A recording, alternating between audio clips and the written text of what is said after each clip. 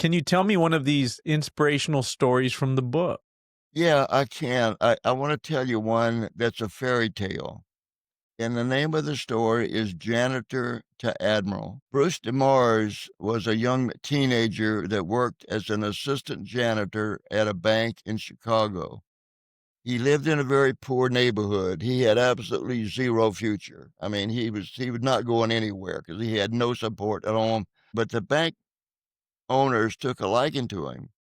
And he mentioned to him that, oh, my dream would be to go to the Naval Academy. He said, I know it's not possible, and I know I'm probably not ever going to college or anything, but I'd love to go to Annapolis. And somebody owed the bank a favor, and they got him an appointment to Annapolis. So he gets to the Naval Academy, and he does well academically. He graduates, goes into submarine force, is selected by Rickover for the nuclear program, and advances up the ranks and becomes a four-star admiral, one of the top admirals in the Navy.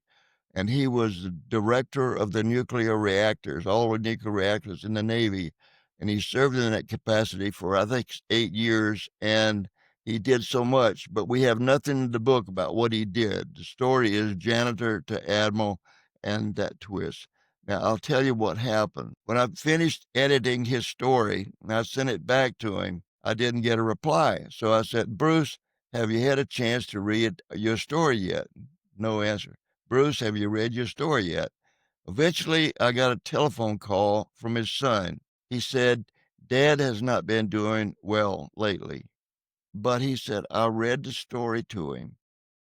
And when I finished, he just looked up at me from the pillow and he said, I want to buy that book. He spent 43 years in the Navy, and it's just one of my favorite stories. I just love it. And he was such an archivist, and he died 2 weeks after that, after I talked to him. But he gave his all for the country.